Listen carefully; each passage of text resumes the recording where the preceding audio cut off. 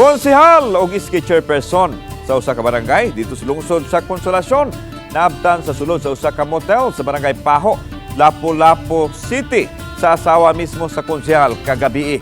Midangop sa mga sakop sa Police Station 3 sa Lapu-Lapu City Police Office, ang asawa sa konsehal humaniya na sundan ang iyang bana ug ang iski chairperson nga nisulod sa usa ka motel.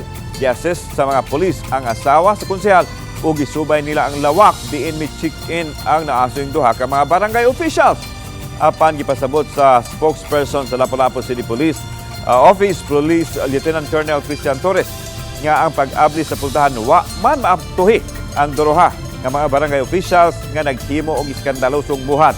Hinungdan nga way nakitang elemento sa concubinage nga mamahimong mapatuman ang pagsikop kanila.